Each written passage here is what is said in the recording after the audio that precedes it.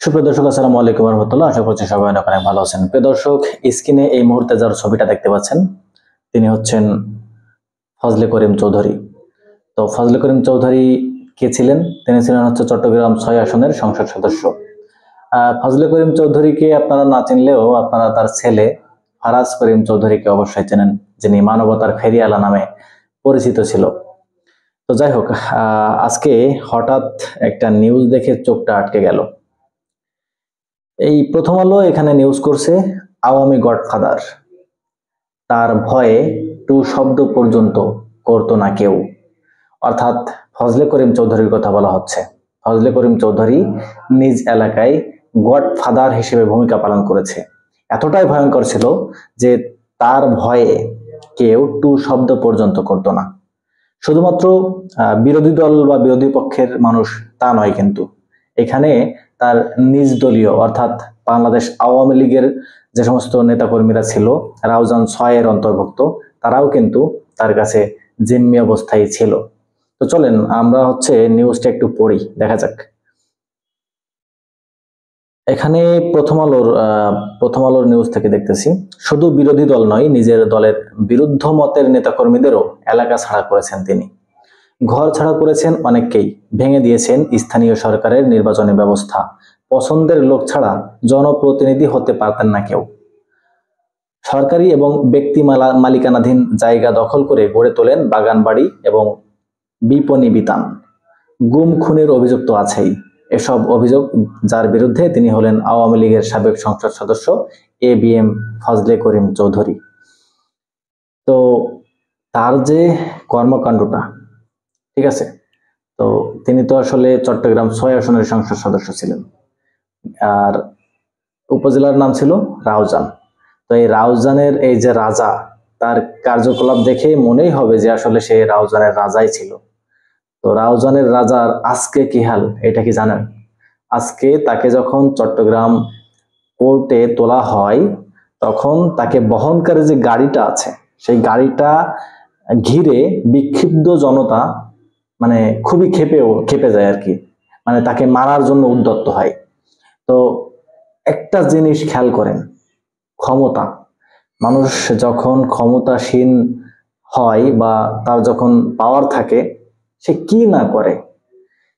এই যে ফজলে করিম চৌধুরী, তাকে কিন্তু আমরা চিনি না, তার ছেলের মাধ্যমে আমি আমার কথা বলি, আমি তার ছেলের মাধ্যমে তাকে চিনি। ফারাজ করিম চৌধুরীকে দেখতাম খুবই অ্যাকশন মোমেন্টে থাকতেন সবসময়, মানবতার ফেরিওয়ালা, তথাকথিত মানবতার ফেরিওয়ালা ছিলেন। পরে আর কি বুঝতে পারছি ব্যাপারটা। তো যাই হোক, আমি তার বাবার কীর্তিকলাপ সম্পর্কে জানতাম না। এই যে সরকার পতন যদি না হইতো, তাকে যদি আইনের আওতায় না নিয়ে আসা হতো, এগুলো আমাদের অজানাই থেকে যেত।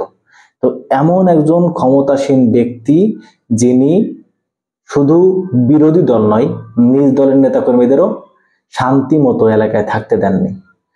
এরপর তার মতের বিরুদ্ধাচরণ সে যে হোক না কেন, তাকে তিনি কিন্তু ছাড় দেননি। তারপর স্থানীয় যে নির্বাচনী ব্যবস্থা, ধরেন এই যে স্থানীয় নির্বাচনী ব্যবস্থা বলতে উপজেলা ভিত্তিক যে নির্বাচনগুলো হয়, যে ইউনিয়ন পরিষদ নির্বাচনগুলো হয়, এইগুলাতে তার সরাসরি হস্তক্ষেপ ছিল, অদৃশ্য হস্তক্ষেপ। তার রিলেটিভস বা তার পছন্দের লোক ছাড়া কেউই জনপ্রতিনিধি হতে পারতো না। যদি কারো জনপ্রতিনিধি হতে হয়, অবশ্যই আগে ফজলে করিম চৌধুরীর দাস হিসেবে তাকে আত্মসমর্পণ করতে হবে। তারপরে ফজলে করিম চৌধুরী যদি তাকে মনোনয়ন দেন, দলীয় মনোনয়ন বাদ, যদি ফজলে করিম চৌধুরী তাকে সাপোর্ট করেন, তবেই তিনি ওইখানকার জনপ্রতিনিধি হওয়ার ক্ষমতা রাখেন। বোঝেন? এই যে রাউজান জায়গাটাতে তার এই যে এতদিনের গড়া রাজত্ব কোথায় গেল এখন?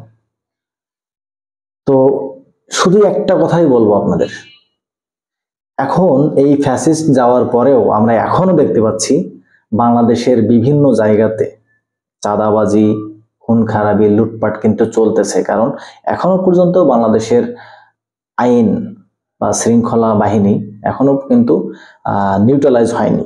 এখনো অনেক জায়গায় গ্যাপ আছে, বিভিন্ন জায়গায় এখনো নতুন করে সাজানোর অনেক কিছুই আছে।